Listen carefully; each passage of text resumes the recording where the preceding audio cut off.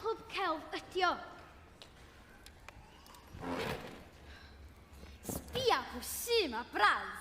Helo, Banksy bach. O, Amlin! Bendigedig! Mae'r holl liwiau'n wych! Gwirioneddol, wych! Mae'r ffordd ydych wedi cyfuno cyflymder a theimlad. Rwy ethos 3 dimension i'r gwaith Branwen. Branwen? Mae mor fynegiannol. Fyna be?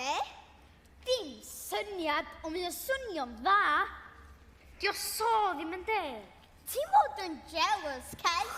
Dwi so ddim. Ti'n meddwl bod fi'n jealous yn sy'n flicio paent? Dim just flicio paent i ua ydi o. Mae'n haid i chdi wybod lle i flicio paent. Ti just ddim yn dash. Ond nath ddim hyd yn oed edrach ar un fi.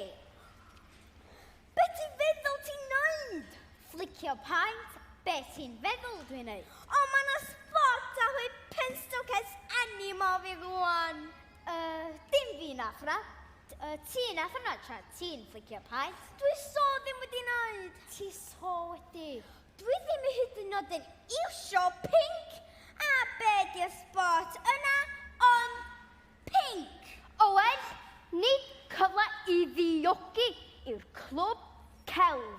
Rwy ti wedi eistedd o fanna fel sio ers i ti ddod i mewn, a does dim byd ar y papur.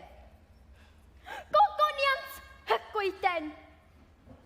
Mae wedi thrawsnewid. Mae yna argyhoeddiad yn eich llun chi, argyhoeddiad, brwdfrydedd a mynegiant Ceinwen. Ceinwen? Trawsnewid, brwdfrydedd, argyhoeddiad.